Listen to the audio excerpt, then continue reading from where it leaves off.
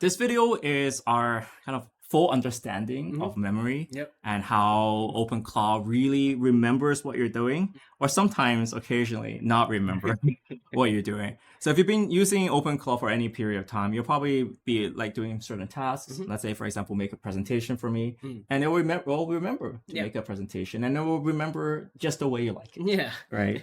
So, and that's a really good magic trick by OpenClaw, because normally when you run agents that's not OpenClaw, let's say, for example, if you just fire up Grok for a moment here, Grok doesn't remember anything, right? Grok, we just open Grok and you just say, hey, look, did you do anything? It doesn't remember who you are. It doesn't remember what you are.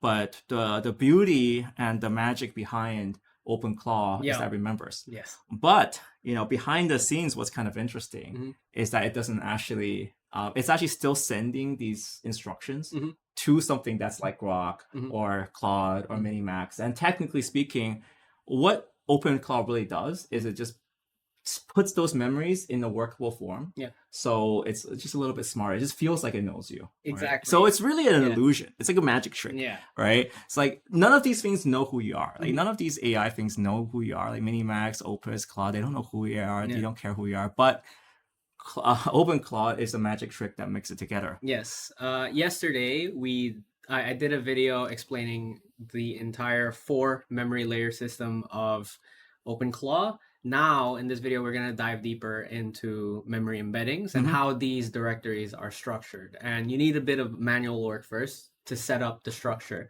so that the proper files go towards the proper memory directory. Right. And I think this is very clear. Like, I think this video applies more to people who are taking their claw a little bit further and then trying to do more complicated tasks. I think you always see on X, oh, my OpenClaw employee is doing X.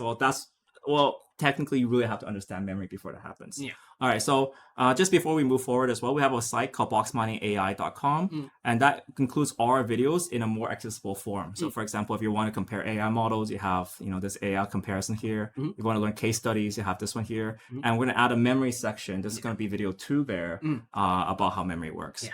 But memory embeddings are interesting because not many people really understand it. So how would you describe it, Ron? It's basically a way for your agent to semantically search either keywords. Your English, your programming is getting better. So it's 2. All I know, it's no need to overcomplicate this. It's 2 ways that they relate to the prompt that you're inputting. Correct. So, exactly. One is the direct approach, which is with keywords. So if they see that you said Pepsi in your prompt, they will. Ron likes Pepsi, right? Yeah. Ron likes Pepsi, it with ice, so that's kind of like the memory that you search. So I guess I have a good way of explaining. I'll use the one I said before. So the very basic memory system of OpenClaw is in memory, and this is free. Yeah. Okay, so it just saves a file every day about what it did, right? But the problem is these files get long, and every day the bot wakes up, it's kind of reading these memories and it's overloading the context. Yeah. Right. So this is like a long file. It says, okay, so kind of the magic trick here is every morning, OpenClaw kind of decides it opens these memory documents out and says, okay, here's what's important. It sends that to the original conversation with one of these chat model providers. And then it's saying, okay, yeah, sure. I can understand, Ron. Yeah. Yeah, but the problem is the more you use your OpenClaw, the more the memory is going to clog up. Yeah. Right, and you'll want to be able to search through. Let's say, for example, you did a presentation 2 weeks ago, right? Then that's not really easy for the bot to access, and that's not easy for the memory to work. So OpenClaw has a second layer that's in this one. That's a SQLite database. Yeah. And it has embeddings. Yeah. All right. So. And that's unreadable by humans. That's unreadable by humans, and. I think there's a good way to understand this. It kind of embeddings. To enable this, you need to have an OpenAI key set up, or I think Gemini works now. So let's see. Let me ask Banner, how does your embeddings work and the memory for that? Tell me more. So you can ask a prompt like this, ask your agent, and sometimes it will say, hey, look, your OpenAI key is not set up, right? And the moment that you give it this key, it's going to be a lot smarter because this is one core memory feature that you really want to use. So this is kind of like separating the beginner users from the really good users that can actually do work. All right.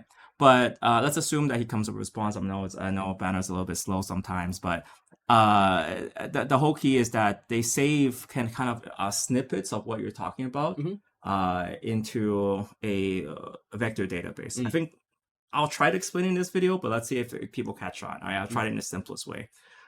It's funky math, right? So somehow they can store. Computers are really good with numbers, not good with words. Yeah. So they can turn entire sentences into a bunch of numbers, right? And then they just search for that number. So if Pepsi is like 926452, and you mentioned Pepsi before, it saved the Pepsi as a number, as a vector somewhere. And then when you ask, what's about Pepsi, the AI will convert that into the 76592 and then search that and find your preferences for how you like your Pepsi. Yeah. I think that's the best explanation for it. Did you make the other videos as well? Memory 2 or Memory 3 video? Yeah. So that one is keyword that we talked about. There's also another called semantic search, which is different from keyword. So I think depending on the embeddings that you're using, if you have QMD set up as well. So we also did a video about QMD. The card is up there if you want to watch it. They can actually relate to the word you're saying, not word for word. So if you're saying soda, they can actually relate soda to Pepsi. Wow, your analogy is amazing here. I mean, it seems so obvious, right? Because we're humans, we understand this. But you have to understand that the AI, it's all based on tokens. They don't think the same way we do. And once you realize this, this is the way to communicate with the AI and how to optimize their memory. Yeah, and the memory is so important because I think that was the light and day difference. That's the difference between an assistant and just a chatbot. Right? The chatbot will forget about you. They won't care. They won't remember to remind you about washing your hands after. If you. But the whole point is that semantic search really understands a concept, and the way it does this is by the vector, by converting the Pepsi to a 7652 and soda is 7651. It's related, so that's kind of how that's a basic explanation of how it works. It's just like by converting it to numbers, it has the relevance and it has a search there. So the TLDR after watching this video is number one is make sure when you talk to your bot that your bot has semantic or the embeddings working. Okay, so make sure that it's embedding and that you and put the key inside. Let me talk to Banner again. So sometimes my bot will not. he's checking how his system works, but it's taking a bit of time. Just wanna, but once it's set up, what you will notice is that you'll have a main SQLite database in your OpenClaw memory folder, and that's not readable by humans. This is all just mathematics and numbers. So this memory can be read. And I guess what makes OpenClaw special is because there's so many layers of memory.